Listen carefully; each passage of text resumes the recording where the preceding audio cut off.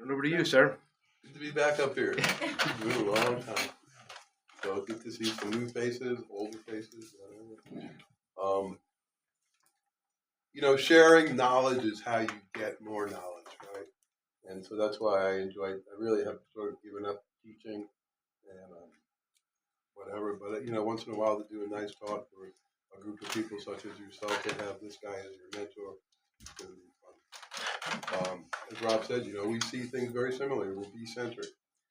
That means we put the bees before the needs of our wallet and our house and members of our family. Sorry, bees are more important. And, so eventually I have a summertime widow, she deals. She's all right. Thank God bless her.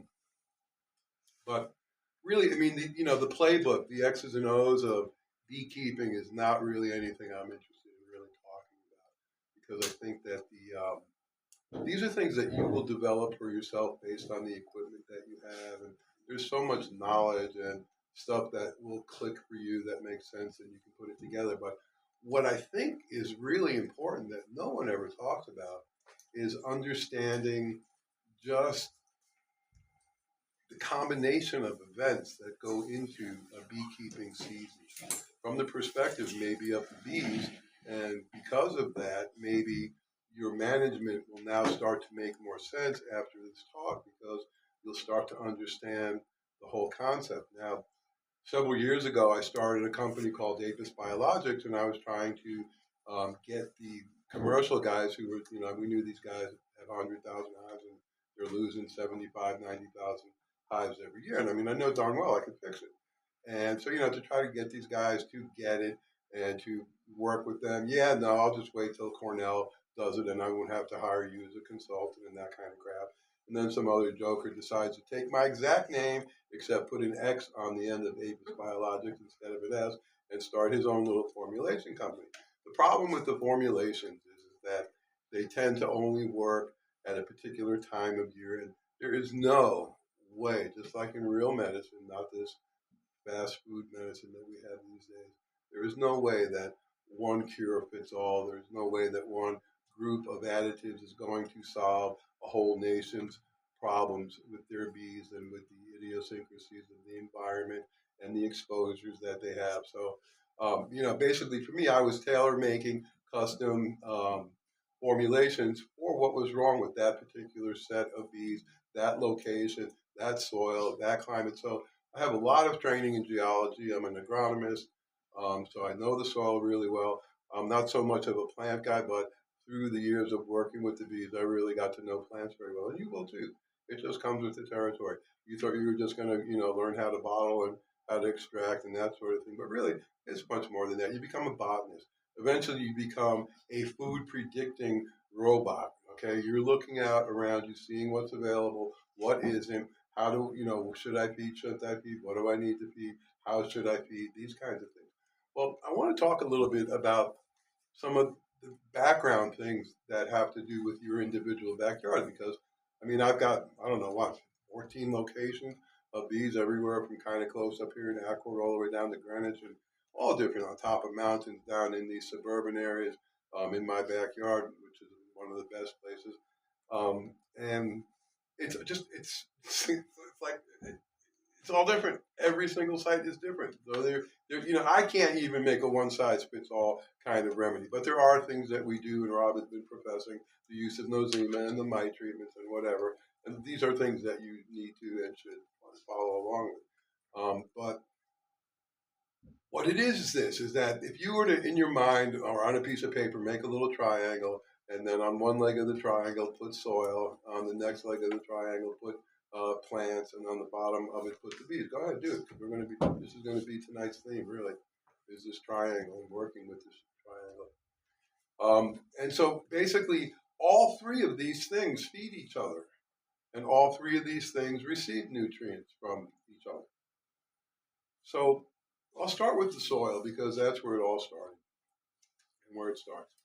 Our soils are composed of humuses and fungi, bacterium, microfauna, and you have this whole incredible universe underneath the grass that you don't know anything about, or maybe you know a little bit.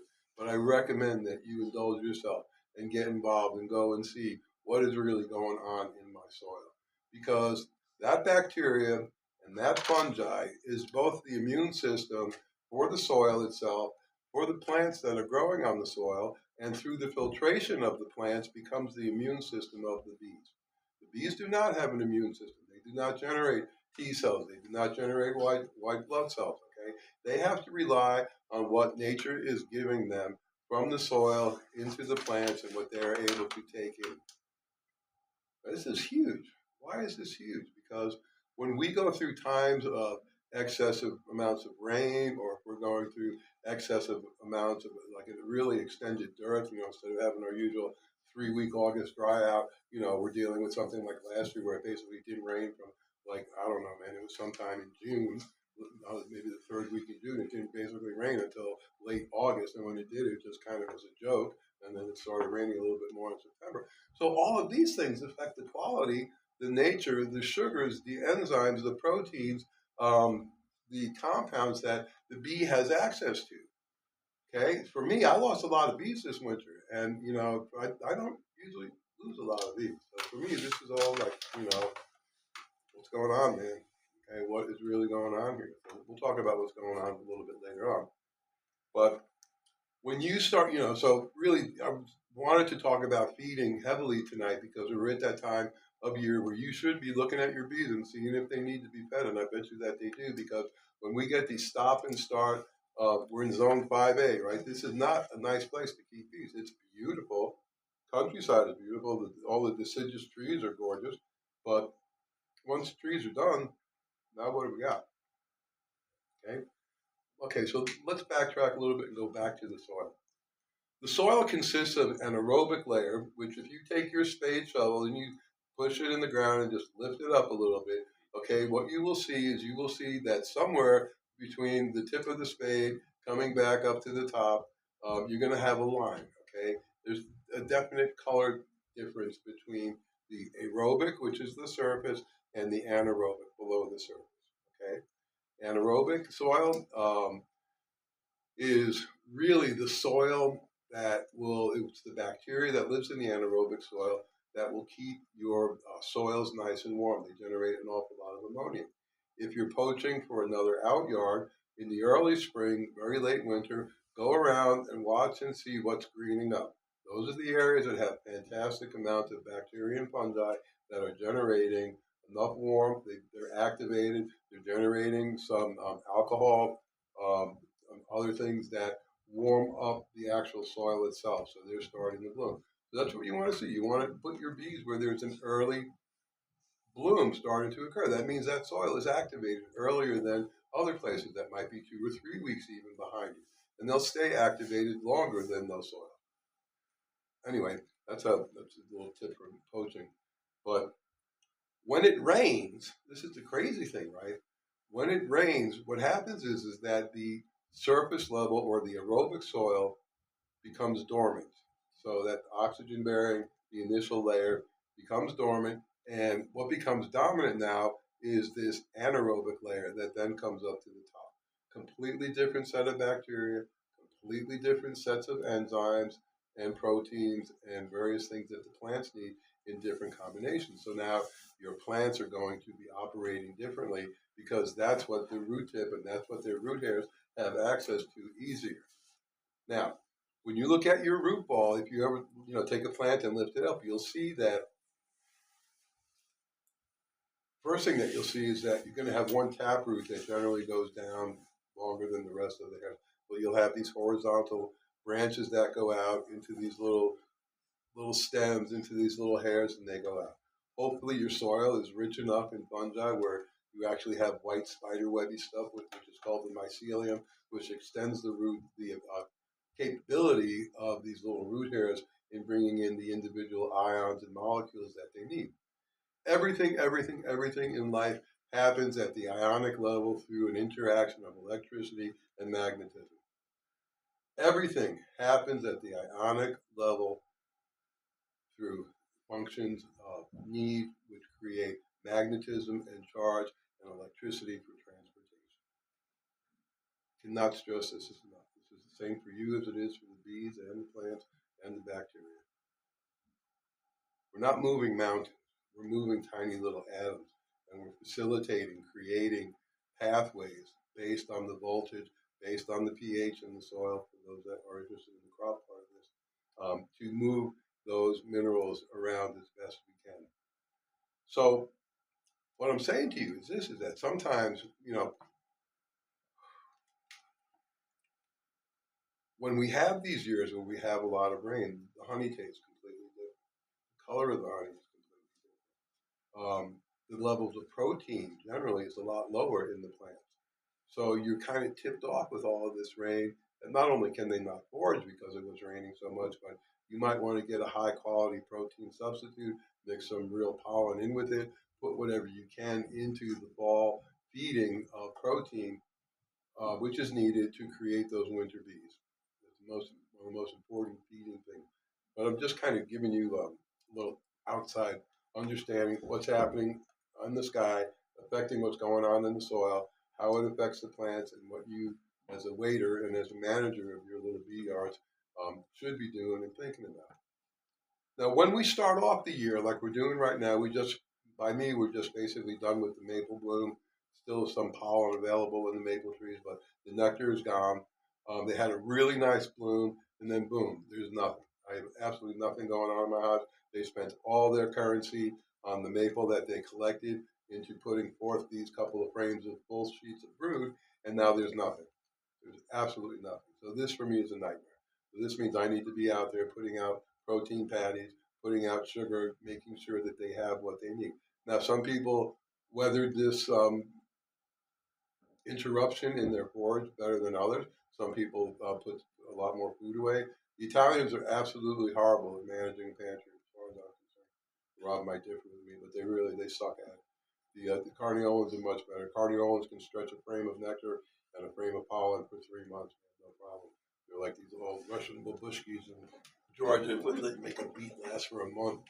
But so in the soil is really our friend. And when we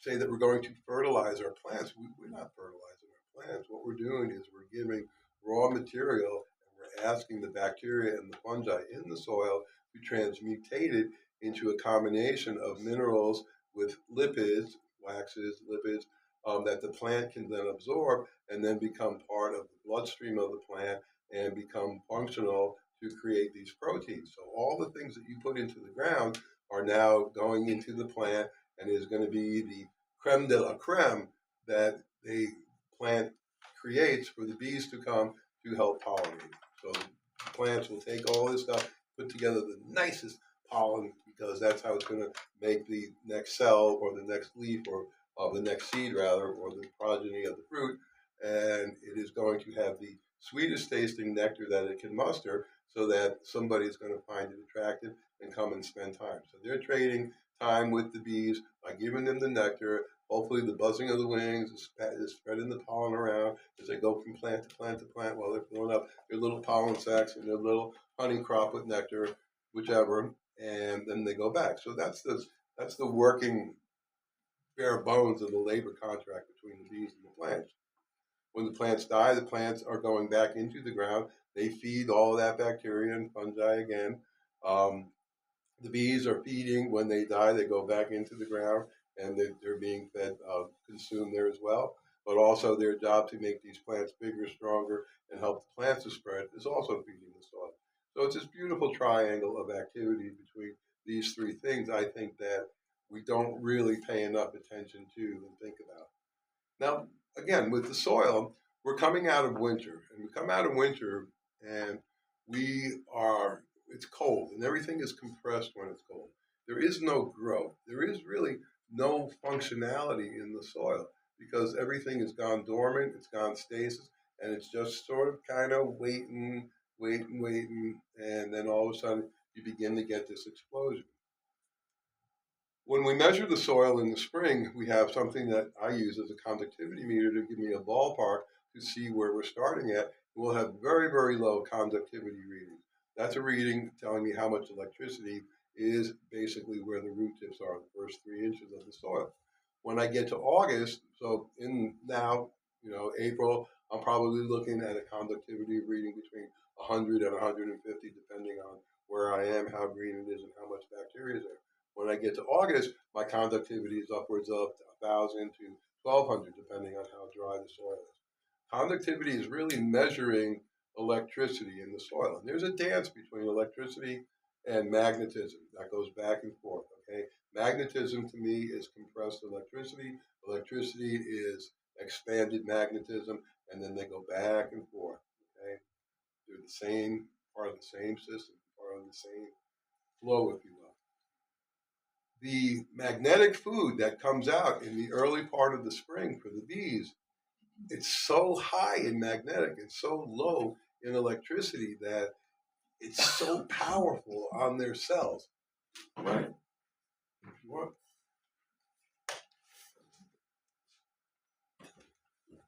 Is this the library, man? This is the bee Library, meeting. cemetery? No, We the Bee hope Club. not. Not yet. We're a little early. Don't rush it. I'm glad you didn't bring your sign. That's a good sign.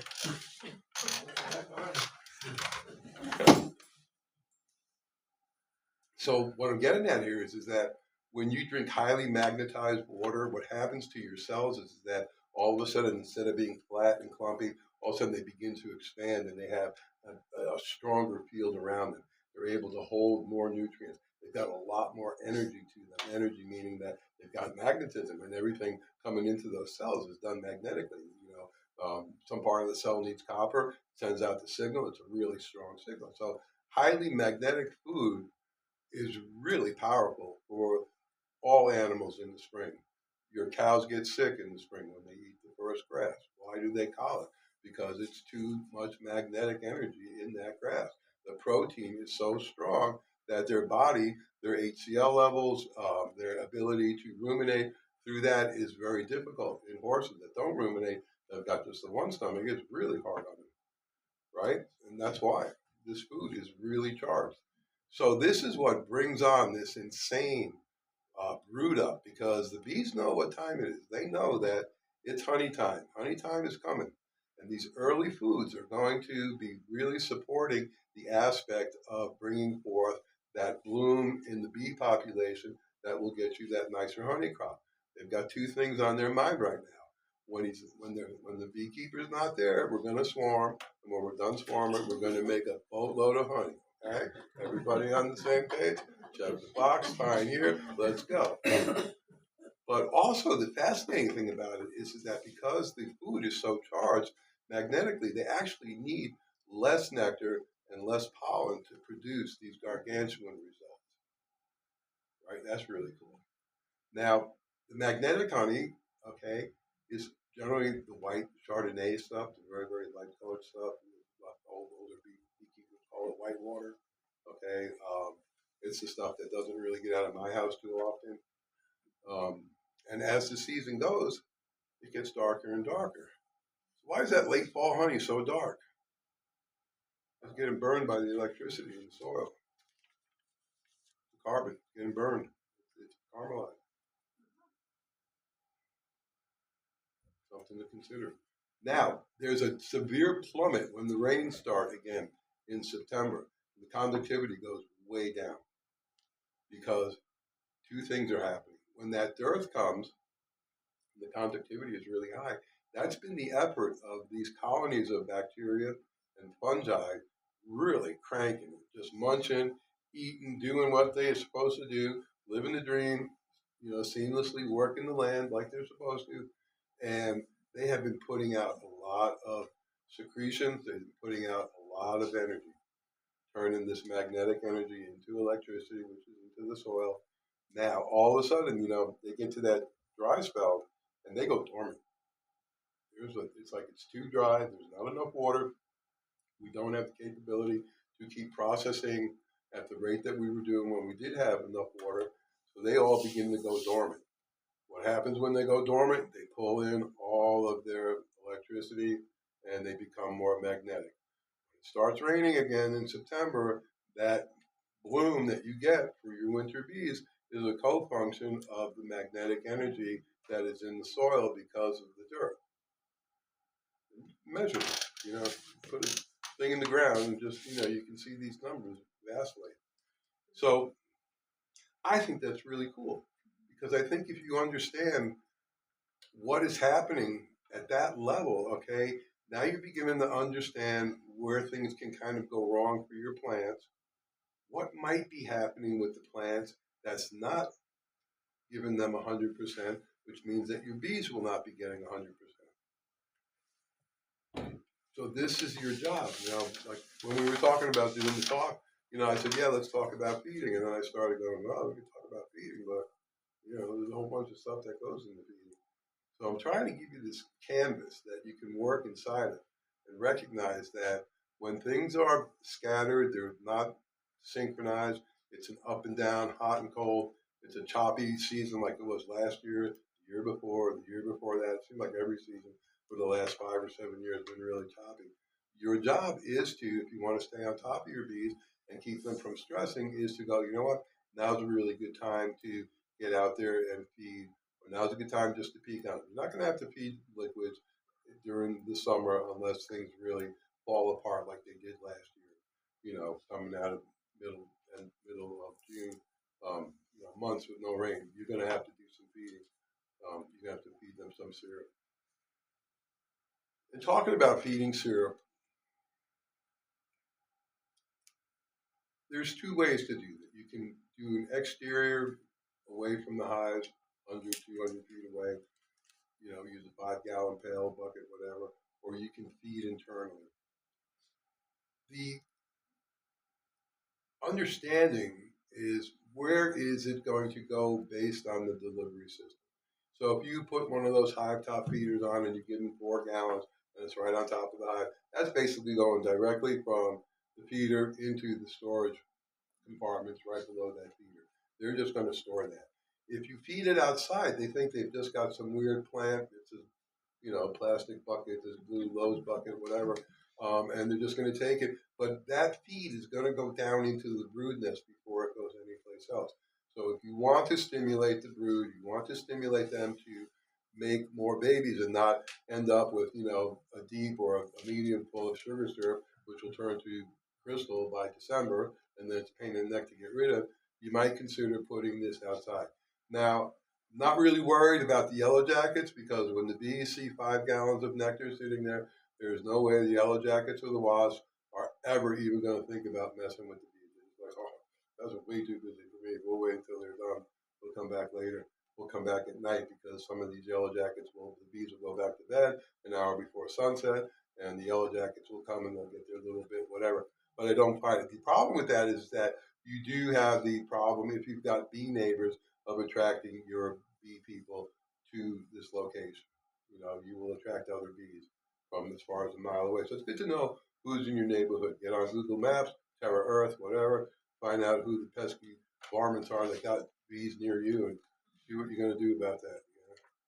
You know, if anything, at least you know what you have, right?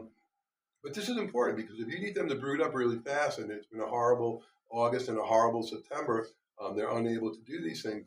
You know, the exterior feeder really does make a difference from my experiments with it, and I like it. It's a lot easier for me than putting feeders on top of every hive or frame feeders. Now, purists will say go with the frame feeders. The bees know where it's needed, and they will do it. That's kind of true, basically true, but also bees, man, they're hoarders, okay, and they're like, it's right here. Let's just put it right here, man. We can get it all and get more. And then at night, maybe they'll move it, or in a week or two, they'll move it where they need it by the brood. But if you need it instantly into the brood, an exterior feeder, I think, is better. So that's my justification for using the external feeders. I've never seemed to have a problem from that. It also means that you better hope that you're on top of your diseases and your mites, so that you don't have that one creepy hive that just is full of nosema and it's got a whole ton of mites on it, sharing the joy with everybody else. So this goes with those caveats that you kind of know what you're doing and you have managed to keep your mites, your disease levels down, and all your bees are basically running at the same average level of whatever the average is in that yard, but they all got the same level of health. You don't want to bring that denominator in. Does that make sense? So now the other thing is that we really don't understand. I mean, we don't really get it into our heads, and I still don't have it in my head. And this is one short season here in Zone 5A. It is horrible. Okay, we might start pulling a little bit of maple nectar in March and in um, uh, we might be pulling in some nectar, maple nectar, and maple pollen end of February, which is typically normal. So that wakes everybody up. That gets them all going. But if you really want to talk about a decent honey flow, I guess what I'm saying is that if you were to go from, let's say, May 1st all the way to September 1st, right? So that's a month of May, June, July, August, and some of September. It's basically 5 months or 20 weeks. We have a 20-week season. Of that, only 8 weeks are extremely meaningful for us. That would be from basically Mother's Day, the 15th of May, at least in my neighborhood, from Mother's Day until the end of June. It's really 6 weeks. It might go a little bit into July, but usually not very far into July. But these are when all the hardwoods are blooming.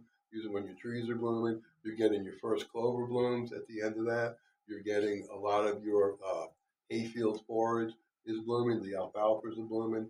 And that's pretty much going to be it. That should be about 60 to 75% of your honey crop. So what does that mean? That means that you better have your act together during March and April so that you can have a nice pile of bees. You need 35 to 40,000 bees to make 50 pounds of honey at the very least, depending on your location. So if you want to make the honey, you want to put your time in the early part of the season, like right now. This is it.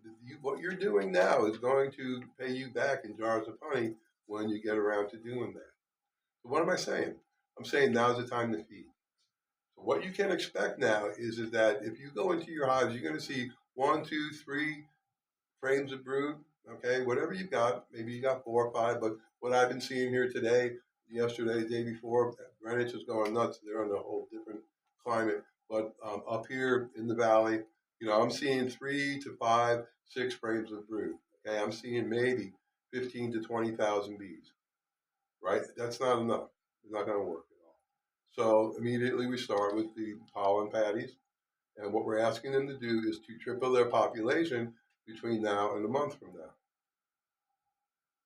By June 1st at the very least. That's 6 weeks. That's 2 full brood cycles. That's 2 21-day cycles.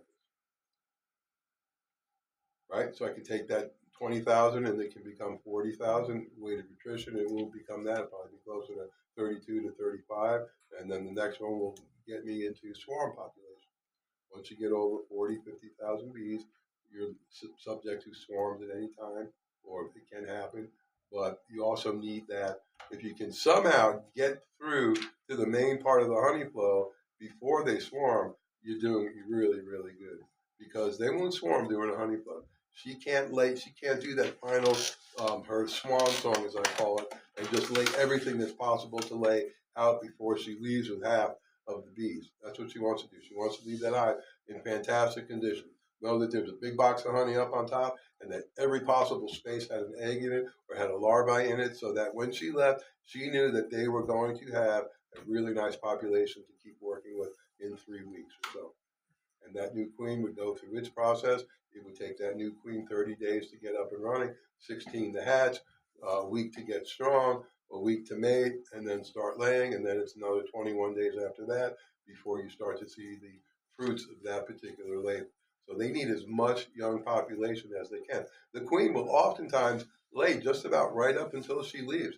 She'll stop a day or 2 or 3 before, depending on what the attendants tell her to do.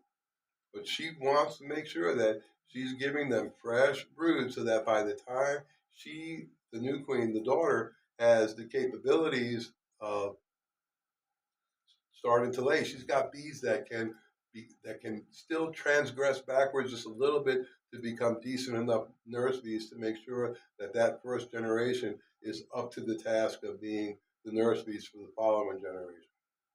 It's really hard to take a 30-day-old forager and ask it to start making royal jelly. They'll do it, but the royal jelly is not very good, and that first generation of bees is not particularly strong because the feeding was not up to par. It's beautiful. I mean, they thought of everything.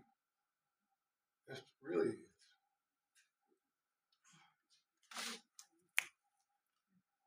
And you know what? Question, were you asking a question? You. Sorry, I'll just keep going. You're good. So if you were to take the calendar year, and let's just say that you took the 12 days of Christmas and extended it by a factor of two. Let's say you took a week in front of Christmas and you took a week after the Epiphany. Okay, that's a still zone. There's nothing going on in that hive except a bunch of happy little creatures.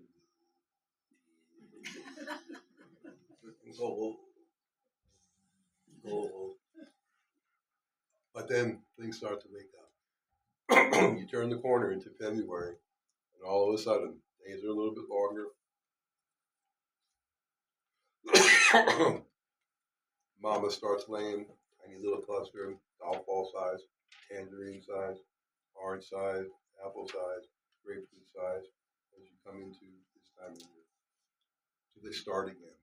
If you were to take that time and you were just to divide the whole thing up into a series of 6-week cycles and 3-week cycles, it's my calendar. So if you start with the solstices at the top at 12 o'clock December, bottom June, summer solstices, far east is going to be your spring equinox, far west would be the fall equinox, and then that's 4, and then cut that in half again, and then cut that in half again. You're going to come up with a pie chart of 16 pieces. And they're just these little 3-week segments, which is a brood cycle. Actually, 25-day cycle, but whatever. What I want you guys to start doing is I want you to kind of keep this in the back of your mind. Make this into something, if you want to make it lineal or you want to do it, but make it into something that you can utilize and start keeping your eyes open and start watching what's blooming. When did my dandelions come? When did the maples come? What made the maples come? When did my hardwoods bloom? When did anything significant that my bees are doing really well with? When did this stuff come online? Become a forage calendar note taker. Okay, so when there is no forage, not only is it a good time to feed, but that's when you want to be a mite ninja. You want to, you want to channel your inner mite samurai, and what you're going to do is when there is no food coming in, usually the bees will stop laying as much, or if not completely, go off lay, and it is the absolute best time to kill the mites. You will get maximum efficacy out of your mite treatment.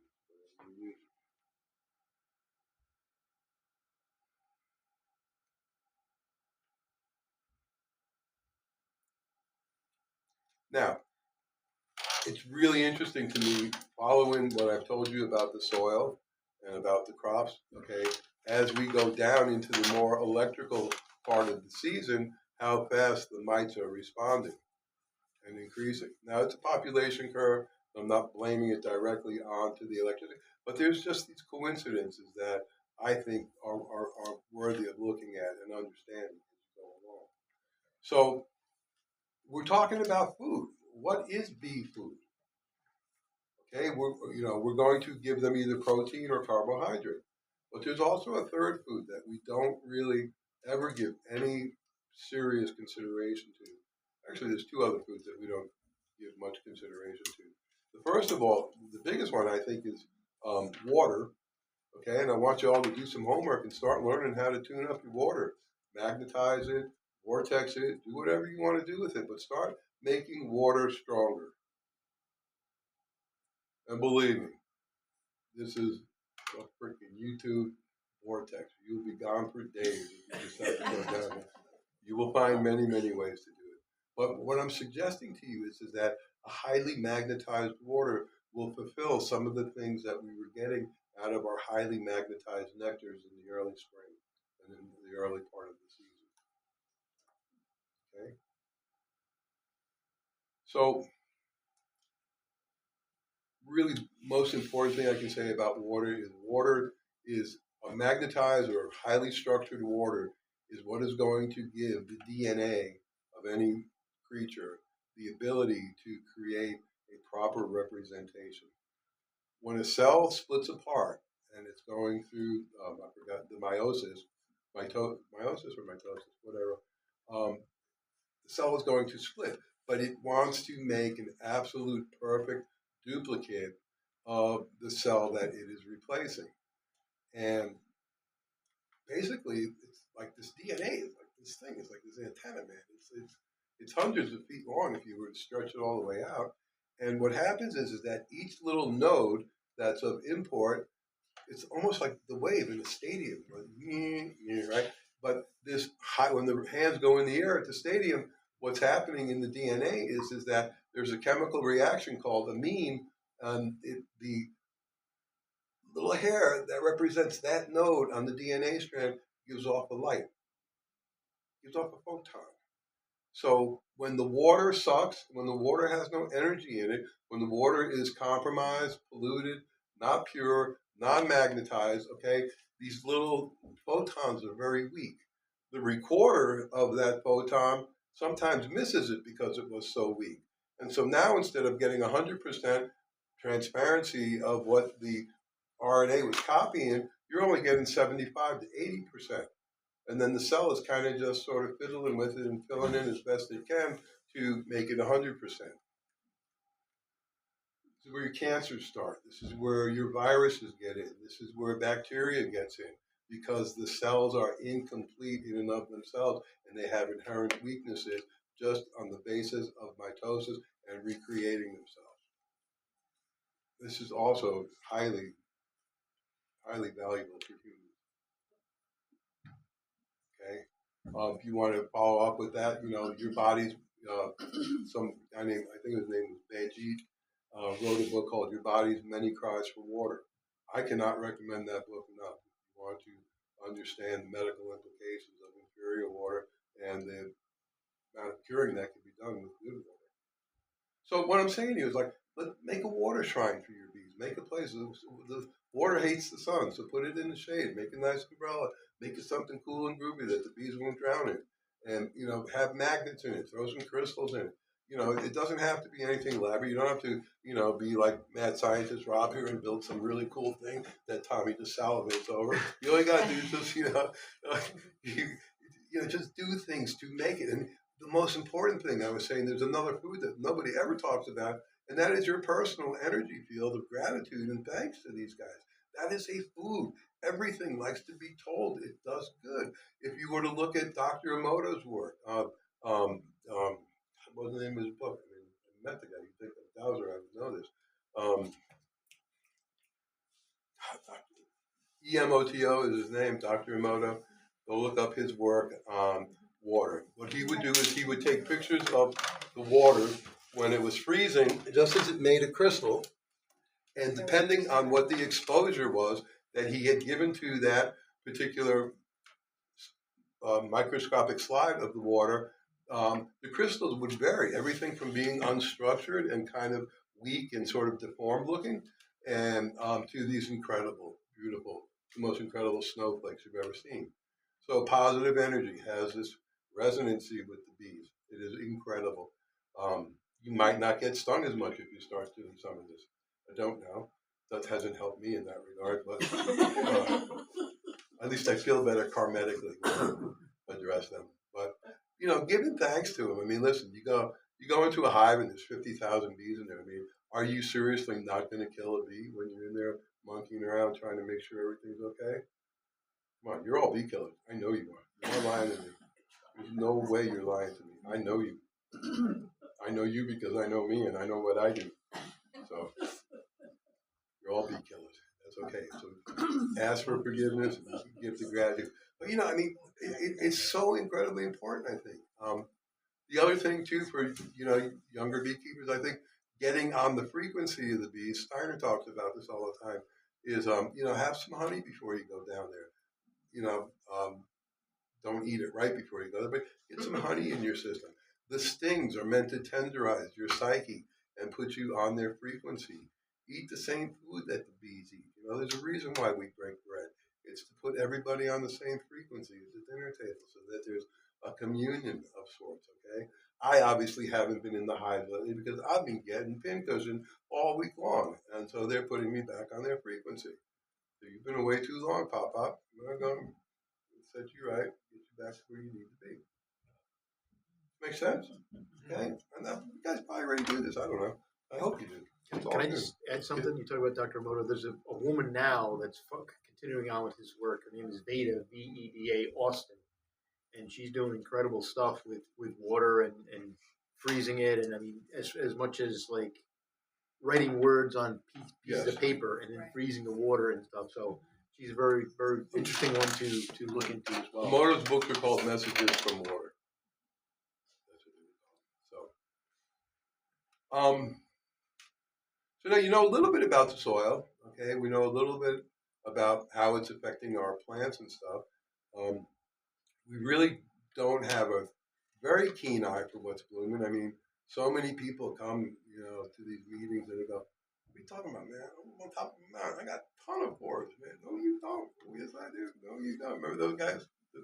Yeah. Anyway, yeah, and it's like whatever.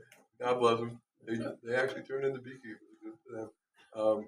But you don't have what you think you have. Now, another thing I can highly recommend in your yards is to like take some wood, some old firewood that's gone punky, put it off to a little place on the side there. The bees are in that all the time. They will pick up their own fungi to bring back into the hive or for their own personal usage. Okay. You might even consider compost teaing and having little compost tea waters out available for them. Let them free choice it. Don't slather it on top of the hive with your sugar syrup. We did that. That's not good. Just let them free choice it. Much better. In what container would you do that? So something earthen, something that wasn't metal, something that wasn't necessarily plastic. Like I don't know, like like one of those flower pot saucers, something that's glazed. Or not, or just dig like a little hole with some stones where it can stay wet. I mean, it doesn't. Even if it's just the soil is really wet. I watch them do this all the time, especially now in the spring. They're in the funkiest places, man. They're in like where the crappy firewood is. They're pulling stuff out. They're into the wet dirt right below it. So they're finding what they need.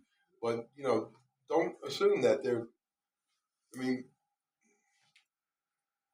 the most common thing people say, like at the bee clubs, "Oh, I trust bees doing bee stuff." No, man. Where's your inquisitive brain? They're after something. They're after the minerals. They're after the bacteria. They're after the fungi. They're after something because they need it. Really important. I mean, really. I mean, see, when you have to forage for your immune system, you're going to be going to a lot of different drugstores, right? You can only get the teas at the tea shop. You can only get the whatever you need over here. You can get the essential oils over there. You can get this, whatever. You need to go to a lot of places to build up your medicine chest, right? Same thing with the bees. So, different times of the year, bees require different levels of different bacteria. And this is where I think boys and girls over there at the Super DFM company really just have not heard the message in the 7 years I've been explaining it to them. You cannot expect what a bee needs in March to be the same thing that is what a bee needs in August. Everything is completely different. So I want to talk about pollen on that note.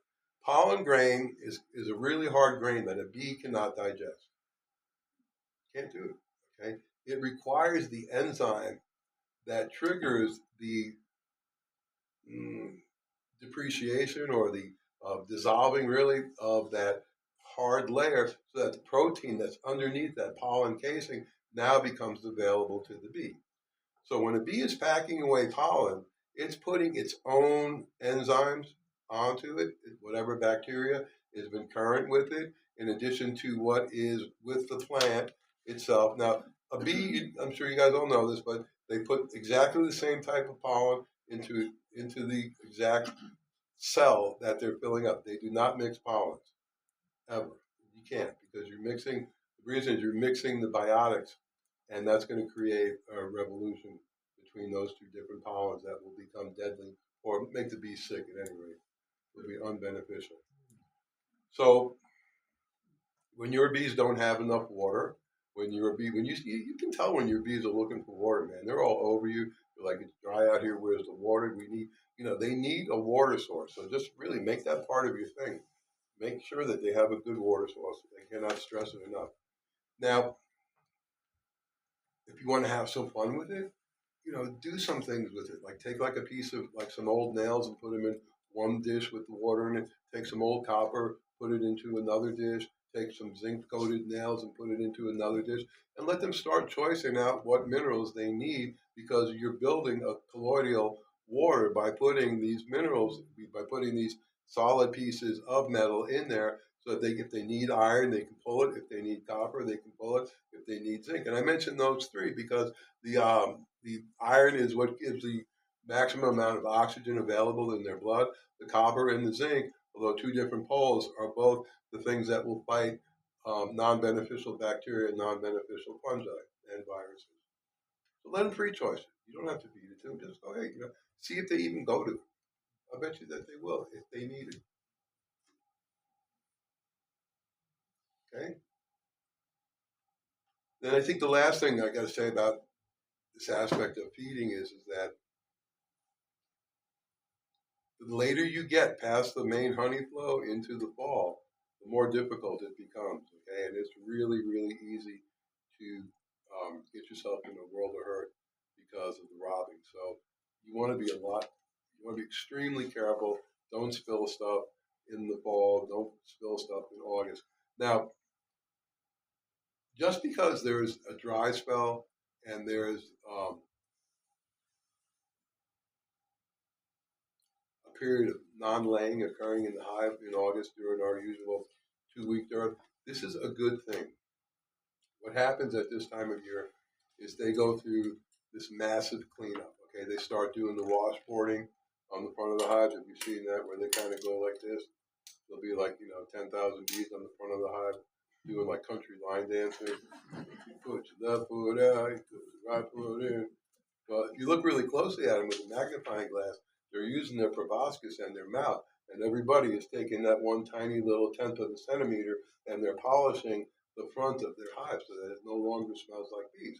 Remember, wasps and other predators have been coming and tagging the hive, putting their metatarsal pheromones on there so that other wasps will know that this is possibly a good place. So what they're doing is they're sterilizing all of those signals, those chemical hormones or markers that were left by predators for them. They're sterilizing the front of their hive so that they don't figure out to come back to that particular location. It is absolutely amazing. So they're scrubbing and they're cleaning, and I don't need my queen to lay all summer long. Give a girl a break. The hive just gave you 75 pounds of honey. They blew out 2 swarms, and you still got honey, and there's still 40,000. I mean, give a girl a break, man. Let them chill. Have some fun, guys. It's all good. Let them take the break. They need it. She'll ramp up when she's ready. But what triggers her to ramp back up is really fascinating. It's the drop in the electricity in the soil and the increase in the magnetism that the nectar coming in, she goes, oh, that's just the right amount of magnetics. I can start laying again. It's really cool, you guys. I mean, this thing is like so well woven onto this incredible tapestry. I mean, the syncing of these 3 things to me is just endlessly mind-boggling. So I want to share that with you guys here tonight. And we just consult the oracle here and make sure I haven't forgotten any salient points that I think are really, really important.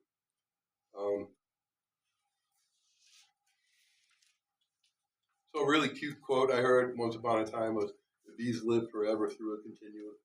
One of my favorite quotes. I think it's wonderful, and we see that in these little 3-week cycles, right?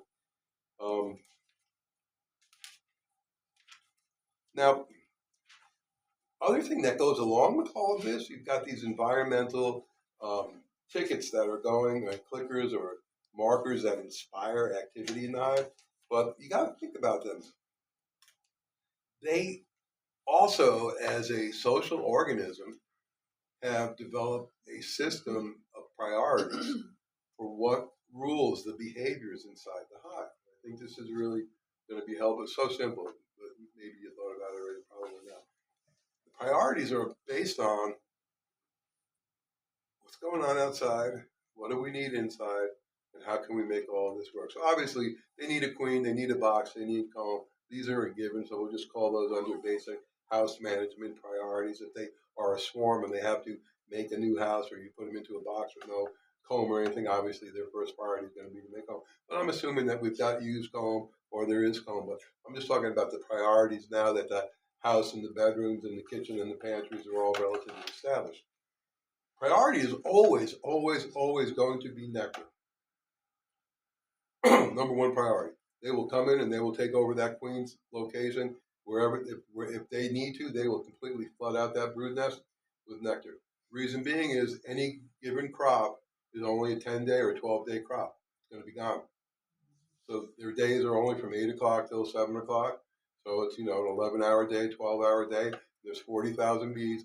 They need to make hay on that 10-day crop. Now, sometimes there's overlapping crops, and oftentimes there is.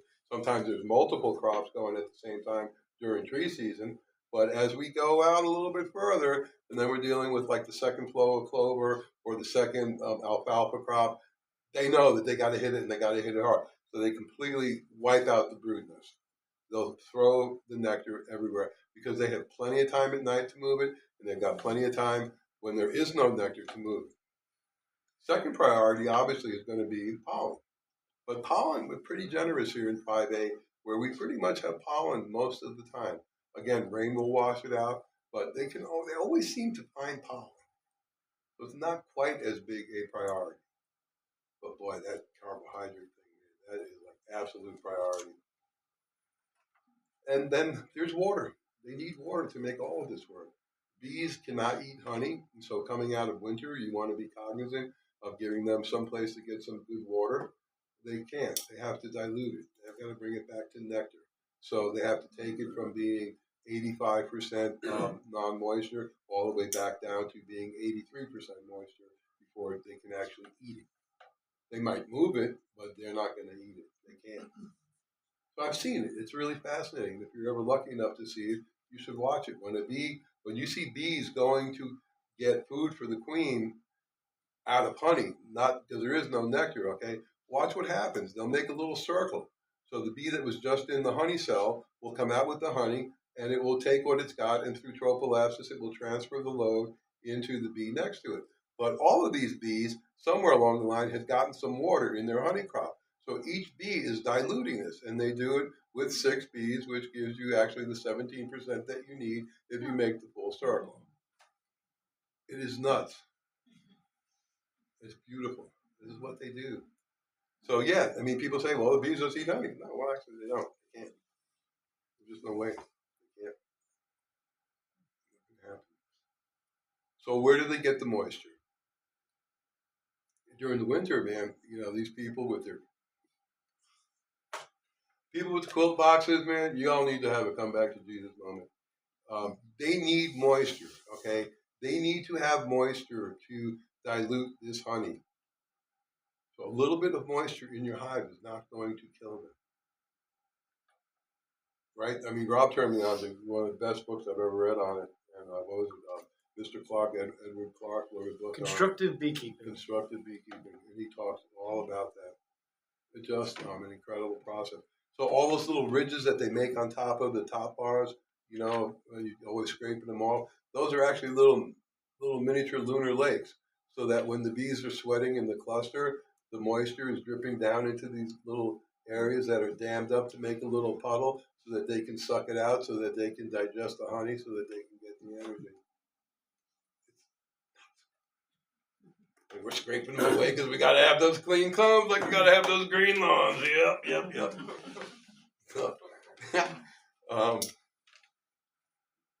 But you're talking about food again, okay?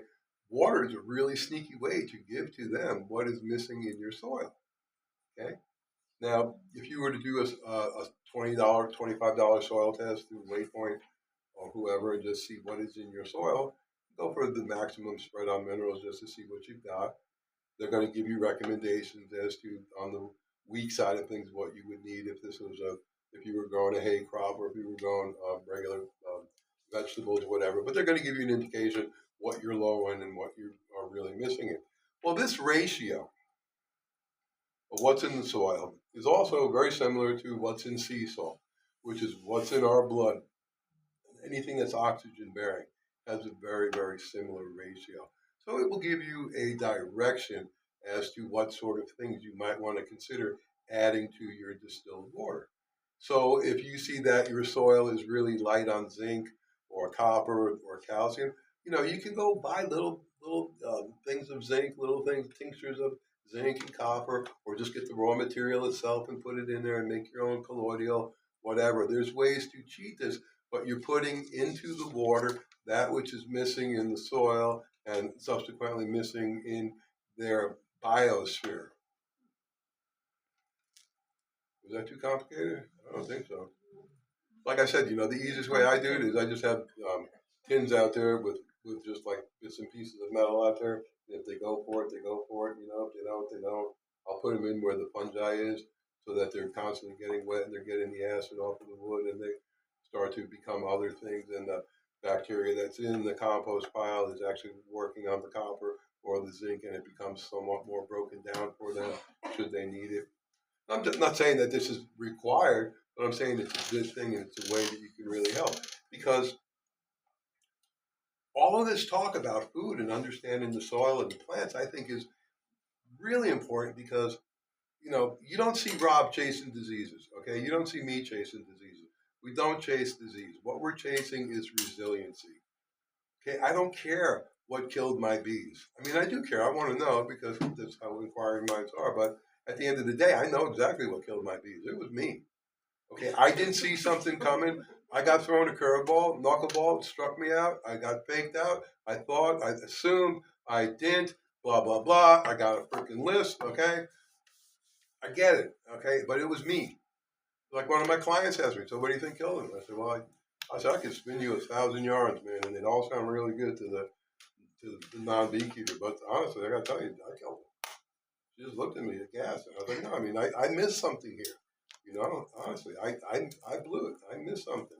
I don't know what I missed, and I'll figure it out. And it's not going to happen again. But I blew it. So when you lose your hives, you didn't lose them to the yellow jackets.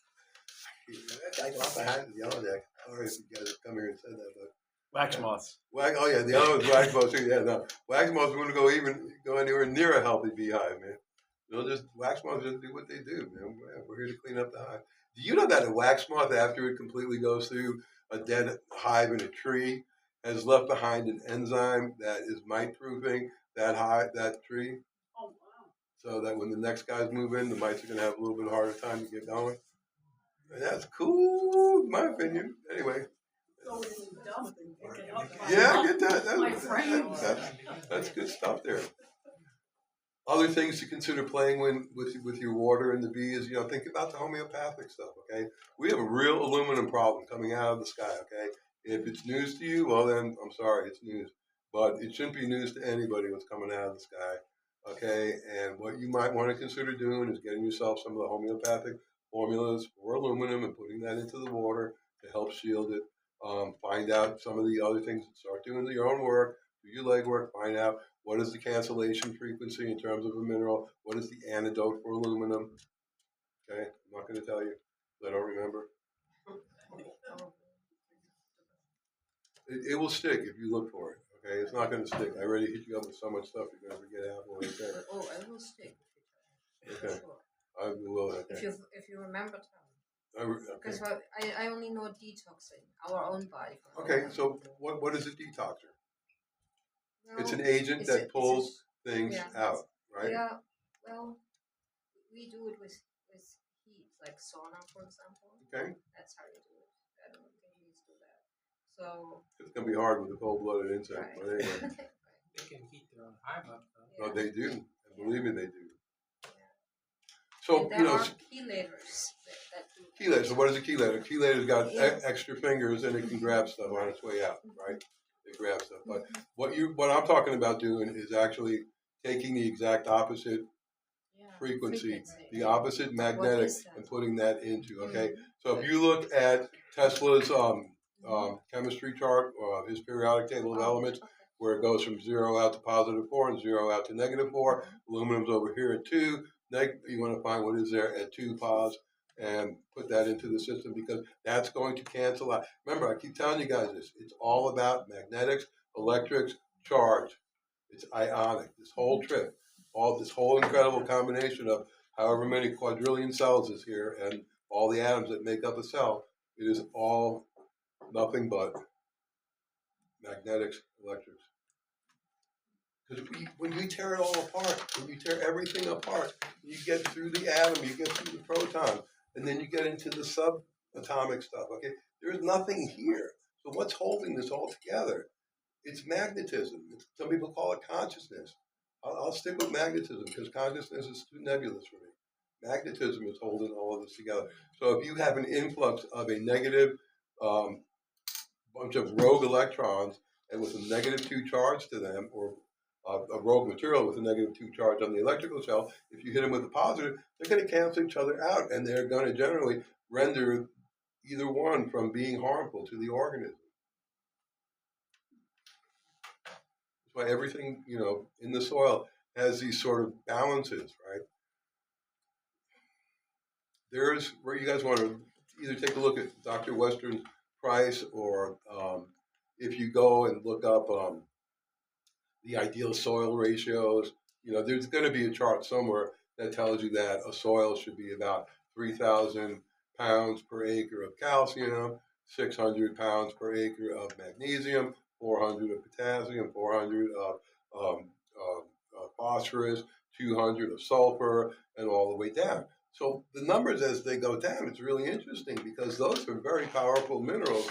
As you only need 5 pounds per acre of boron. Boron is like this incredibly strong mineral. It's got magnetism in it. I mean, it's insane how strong it is. So it doesn't have to do with weight. It's got to do with the charge, okay? So when you start to see that the whole soil is built on these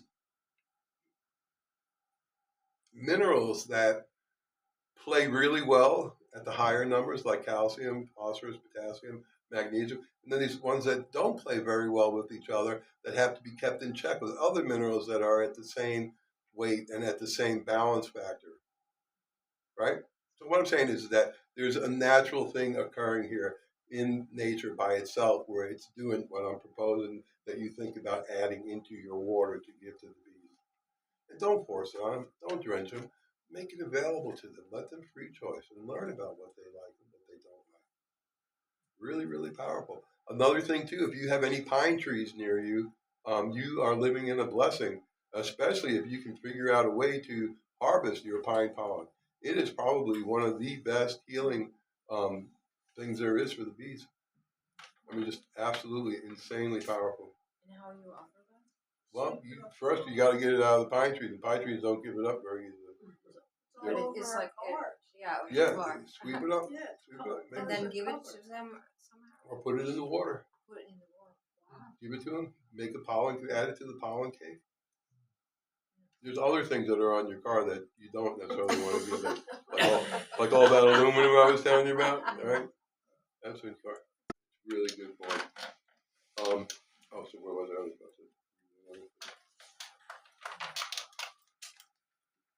So another misconception that I think that we have is maybe not misconception, but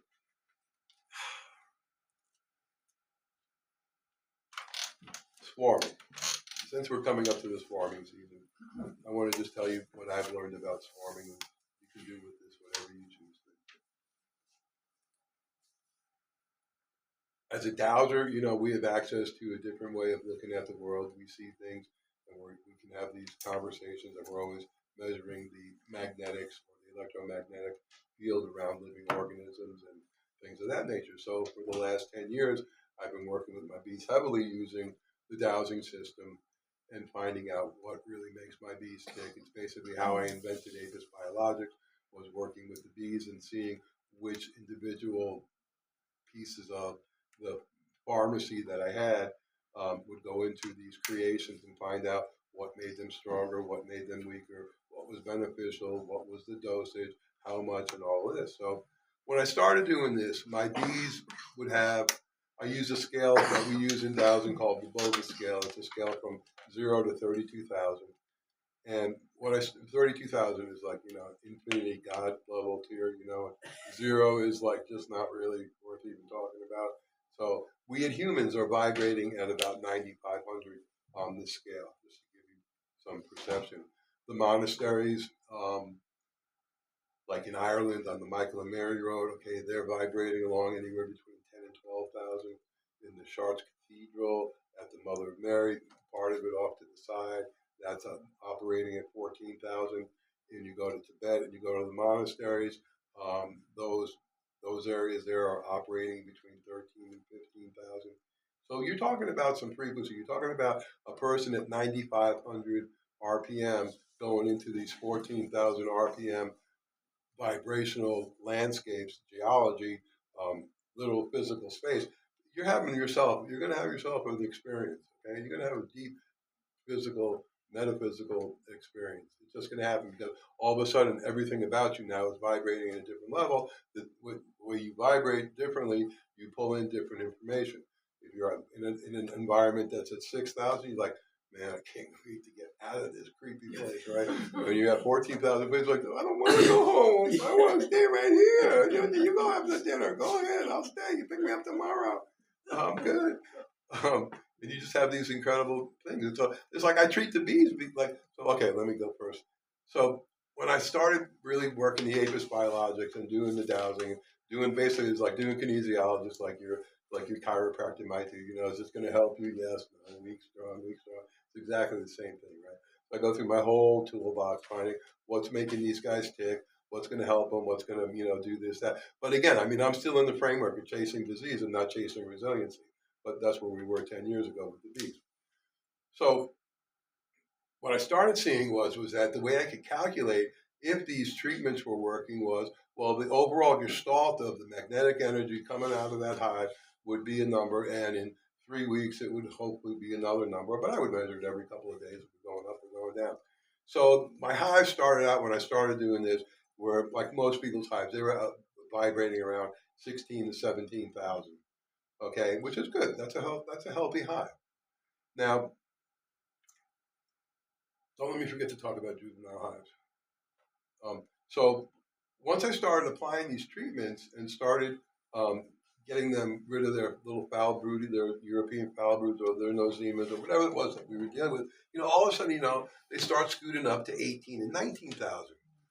So then what I started doing was I started breeding the queens out of everybody that was like at 19,000 to see if possibly this had a genetic coefficient and could I get 19,000 in the offspring in the F1s of this particular queen.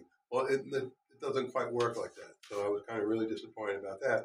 But it forced me to continue with the apis biologics and find more and more things that I could put in there at a very subtle level. Everything with the bees has got to be really subtle, just like plant food. You only need a tiny little bit to start a chain reaction. So over the years, I got them up to 23,000. This is incredible. And I've had them as high as 25,000.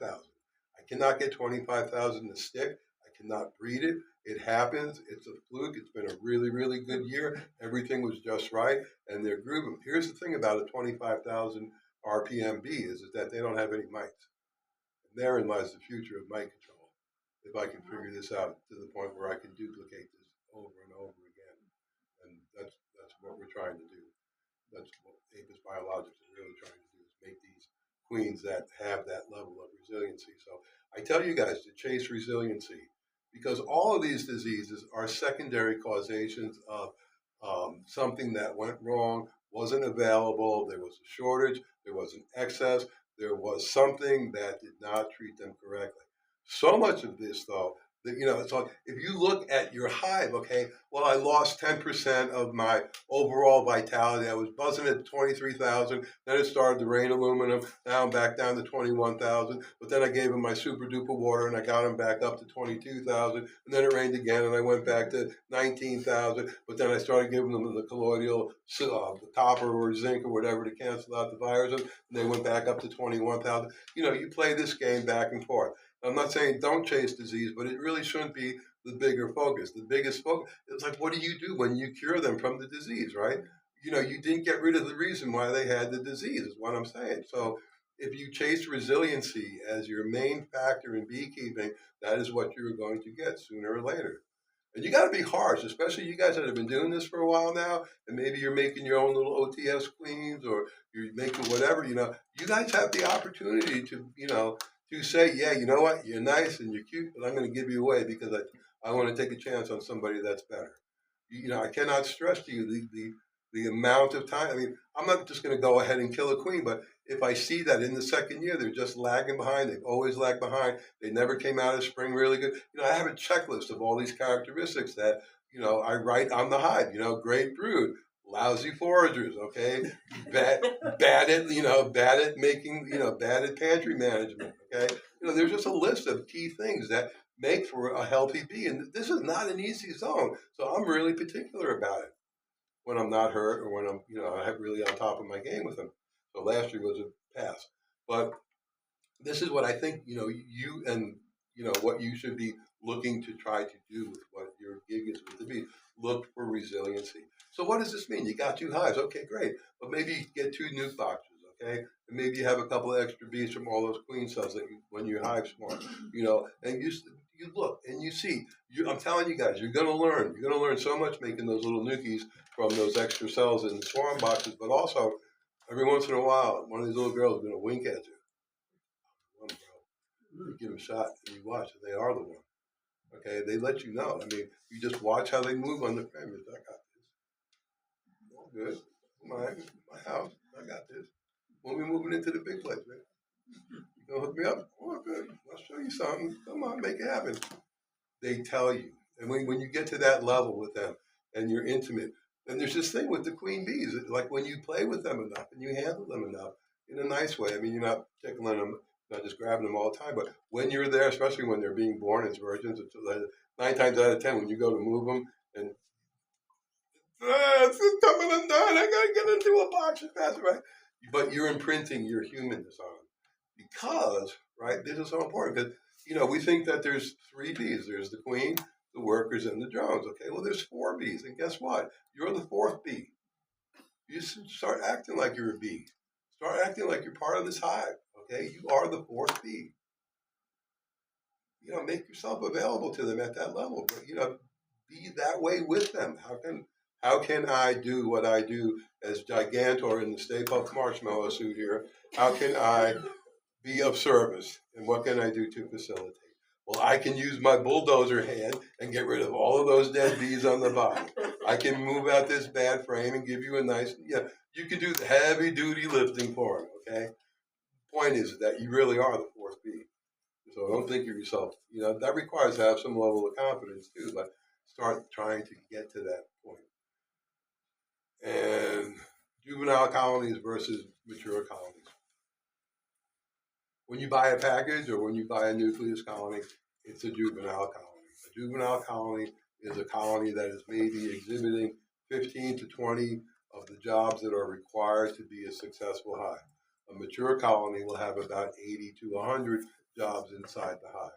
Okay. Now, coming out of winter, you have a mature colony that doesn't have the population to do all of the things that it could do 6 months ago. Right? So they're not quite a juvenile. They're certainly not infirm or senior, right? But they're somewhere in between juvenile. So understand, functionality in the hive, okay, is a game of numbers as well as experience for the hive.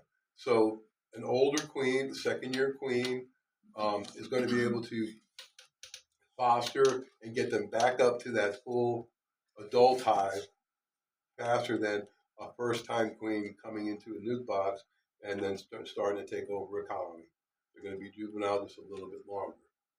But this is really important because you cannot expect a juvenile colony to forage like a mature colony. You can't expect them to do the things that you would expect from another colony. Like, it's really unfair for them. You have a 5-frame box and they're trying to make all this brood to make their population get going and going, and yet they got to send out half their people to go get some food just to barely keep up with the needs of that brood nest. So what's the 4th bee's job in this particular equation problem?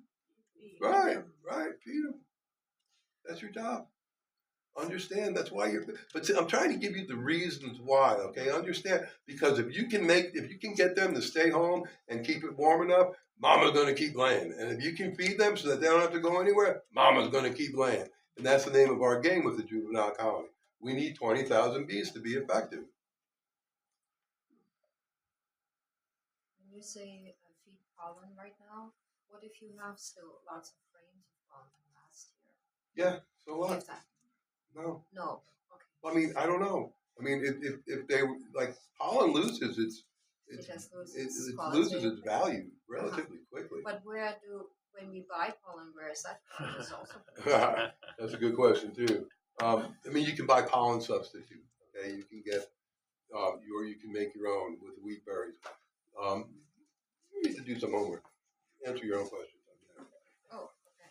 But you'll find it. You'll find it. I mean, I'm not being rude. I'm just saying. I mean, there's just you can go to Better Bee and get their stuff. You can get Better Bee's got really nice pollen patties. I like them a lot. They're global patties made by our friend Mike. Was it MedHead's formula? He's up in Minnesota. Yeah. Feeding sugar at a time when bees need food. Would they also benefit?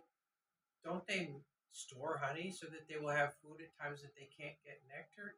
Absolutely. That's why that's what they do. If we gave honey instead of sugar because we had some extra, would that be? Yeah, so I don't know, man. Everybody for himself on that one, okay? Because I would say to the younger beginner, unless you have a really good, hand on the pulse of what diseases you have, and are you willing to necessarily, what killed that hive, okay? Where'd that honey come from?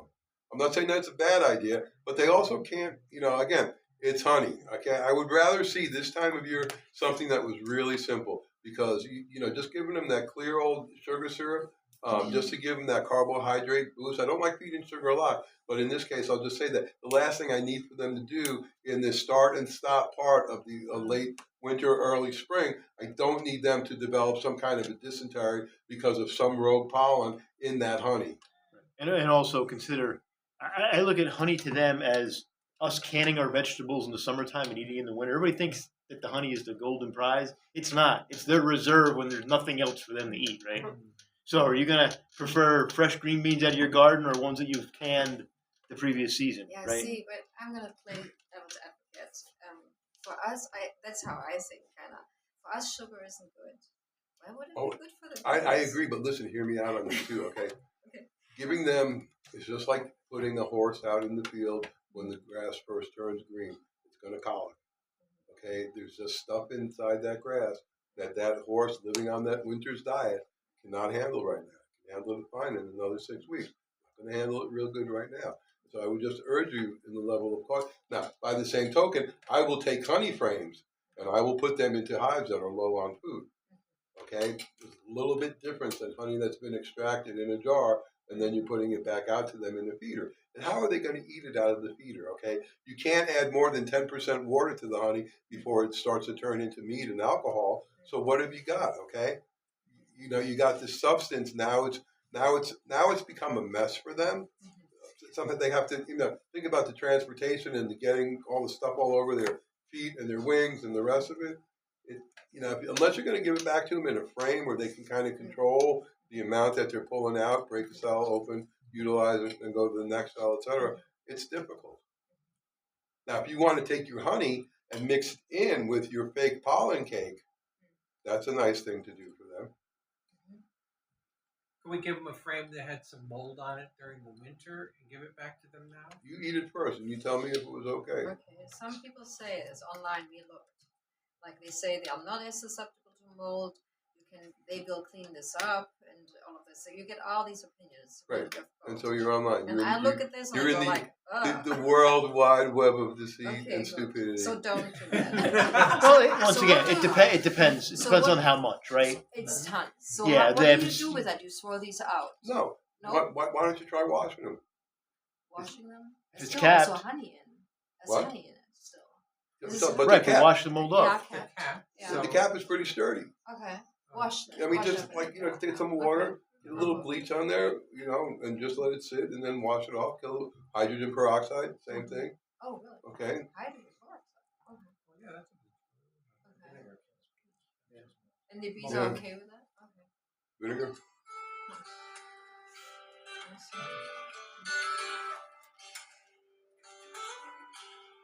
My bees, I gotta go. I put some frames out today that had honey on them out in front of the bees. Hive. They didn't even look at it. No. They were just flying right by, going out, getting pollen, coming back Could in. not care less because it's got no magnetic energy to it, bro. That's what I'm telling you, man. That's what I tried to explain to you guys here today was just keep that. You'll be thinking about this for the next couple of seasons. Next year, next spring, you'll think about it again as well. But I mean, any self-respecting bee will not take a handout. Bottom line, okay? They're not communists. They don't live in urban centers. They're okay. They're gonna go get their own. They're gonna deal with it. And I mean, honestly, they don't. I gotta say, I get the feeling they really don't like honey. I mean, really, I'm dead up straight, man. They really don't like it. And if you force it on them and you spill it on the top frames, yeah, they'll clean it up, but it'll be begrudgingly. And so I tell you to use the sugar. Sugar is not as bad for honey as you think. This is not a complicated organism. Okay, it's carbohydrates in, energy out. It's not like giving it to me or the kids. It really, really is. And I mean, do what you will, but I'm just saying that it's a clear carbohydrate. That's what we want. We don't want molasses. We don't want anything with color in it. We want a clear carbohydrate because it's not going to complicate any other issues. You can exacerbate the stomach thing very quickly. Okay, they're coming out of winter. If they have no zima and you start giving them honey, you're going to have a bit more problem, big time. So if you feed, like the way we clear out, just to give you an idea about sugar syrup, the way that you clear out EFB, AFB, Nozema, is you give them 14 to 20 days of just massive amounts of sugar syrup. Okay? You want to flush the system. It's all about flushing the system. So I think you're right in terms of a long-term solution. This is why I'll have 3 or 4 boxes on my hives in September so that they'll condense it, and then I'll leave them with 3 boxes of honey because I don't want to feed sugar to them because that's the last thing I want to do is have them go through the winter. But I'm talking about right now in March and April. This is like the tenderest time. This has got flashing red lights and danger signs blinking. This is when you really, really need to be careful with your bees. And so just everything that you do with them, you want it to be simplified. Okay, there's no splitting them. There's no getting ready for swarm. They're barely hanging on, man. They're barely. I mean, even if they got 20,000 bees, I mean, I just lost a hive. That thing was freaking full, and they're gone. There's nothing in it, man. I mean, I can't explain this. I'm talking like 8 days ago. I was in that hive just to count heads and count brood. They're gone, man. No, it's dangerous out here. I had one today that I was in last week, and it was a small nuke, but it was doing okay. Today I went back in there, they were chewing out the brood. They were starving, right? Is that why the Is little it brood at might be this on time the... of year where there's still some freezing nights? It's okay to Well, put the it's either that syrup or cold because I stuff. have a lot of fun. Oh. They have more to make it keep warm. Is the fondant as good or is it better? Fondant's okay, but they still need water to deal with it, to dilute it. It's okay. You got to be careful though too, because some of the fondant have other stuff in it, right? Yeah, like the corn syrups and stuff. No, I made it. Okay, that's fine. That's fair. I'm just saying because a lot of people go out and buy fondant and it's got other stuff in it. It's If just you, sugar water. yeah, no, if you made it yourself, then yeah, that's fine. Yeah. Is it hard or is it soft? It's soft. Okay, beautiful. Yeah, they'll like You that, think I can put that in? I would put that in. I would just get them carbohydrate, however you can do it.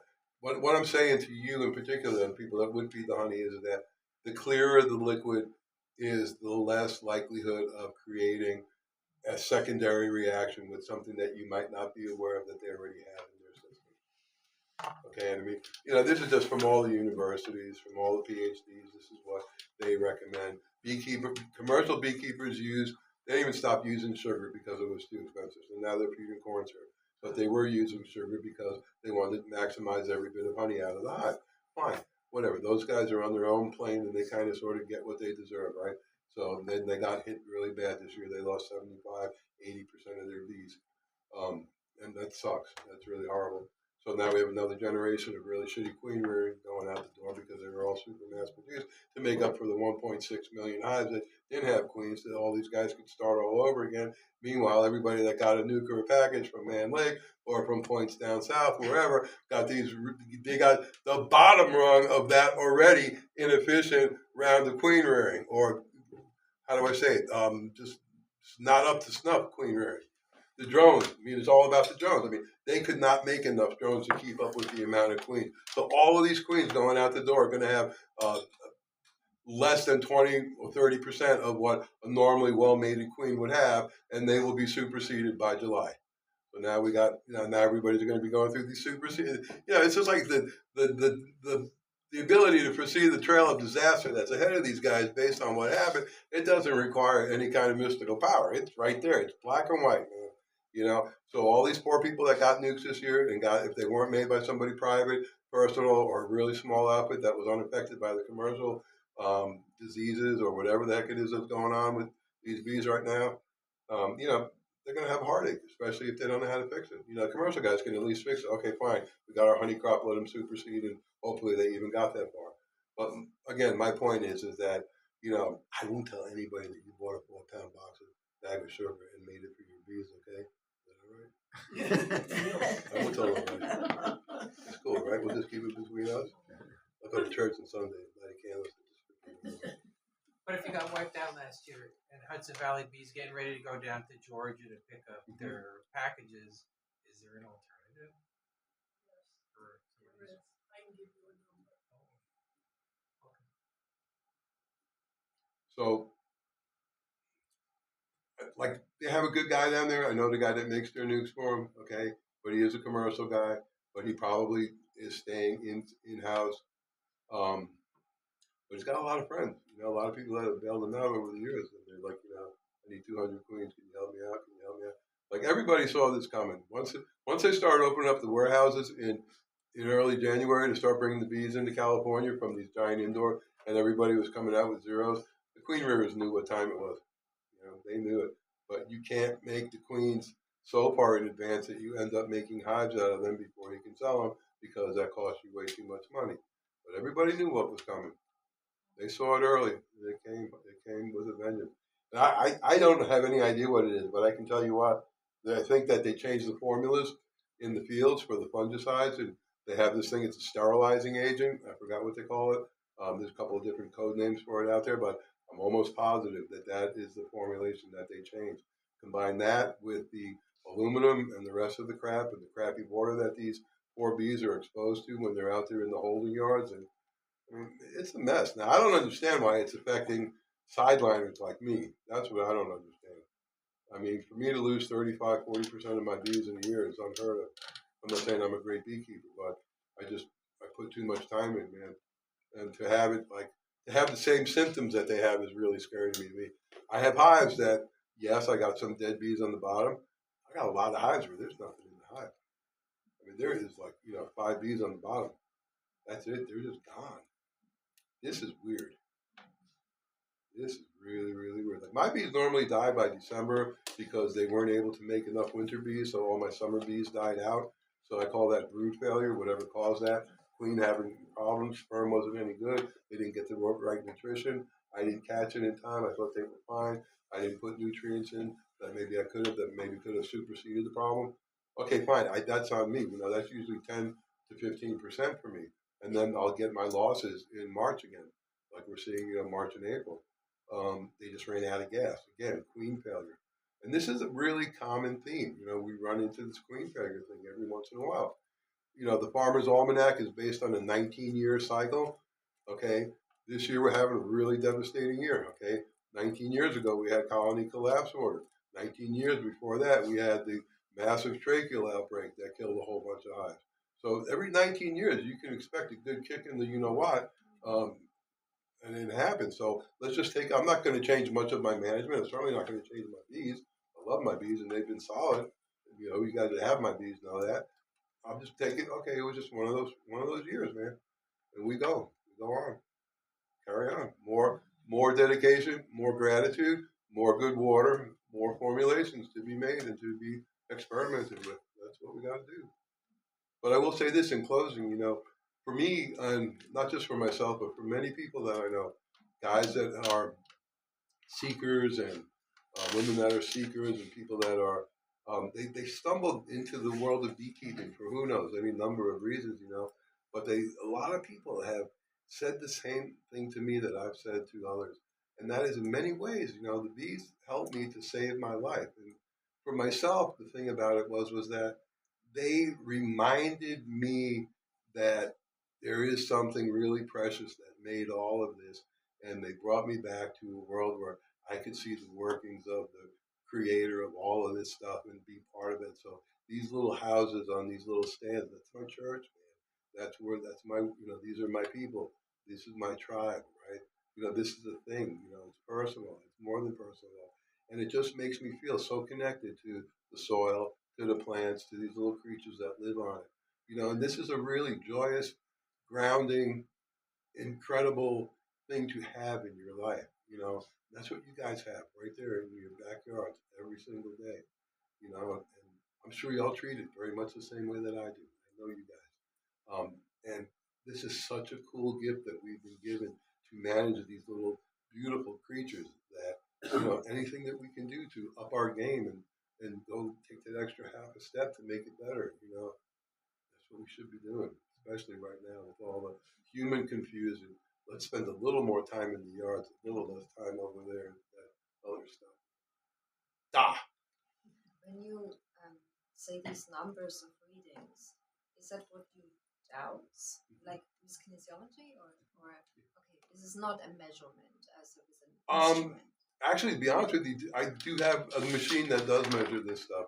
It's just clunky to bring out into the field. Measures, it's like a Gauss meter? It's like, well, actually, you can use a Gauss meter. It will give you have to change your scale. There's a lot of different ways to measure it. That's actually what I was talking about was a radionics machine, which is quite a bit more accurate, a little bit more accurate in terms of fine tuning to the number if you wanted to, rather than the dowsing rods. But yeah, no, but it's subjective. But also understand, I've been dowsing since I was 17, and I'm 66. Yeah, I've worked for oil companies. I worked for gold companies. I worked for New England wells, the thousands of wells.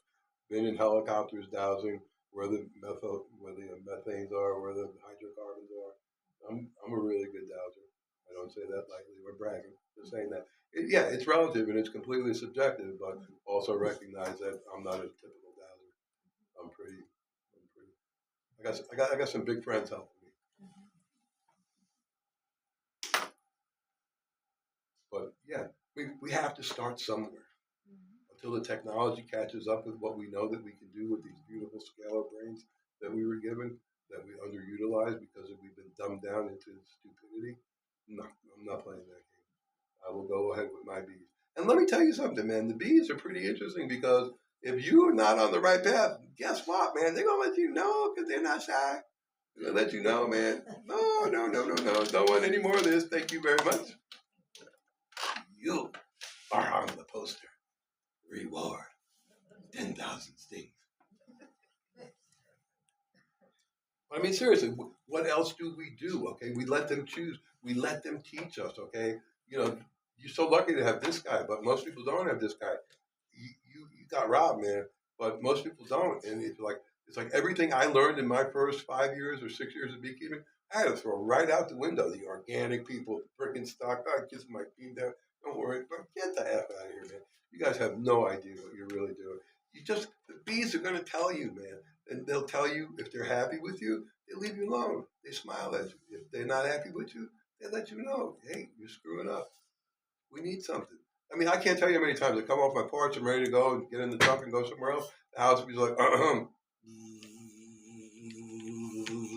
yeah, man, over here, well, they let you know, man. We need something from you. You just not paying attention.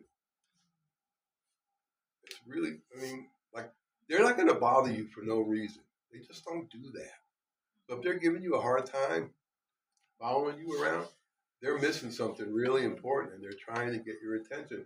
And they don't know how to speak our language. We don't speak theirs. So we play a lot of guessing. So what dowsing does, if you are trained in the system, dowsing enables you to at least have slightly more educated guesses. this really what you want? Yes, no, okay. How much? Okay. And how? Okay, let's see how you like that. And you play it their way. And you do what they tell you, basically. But it's not a bad way to be when we don't have anything else.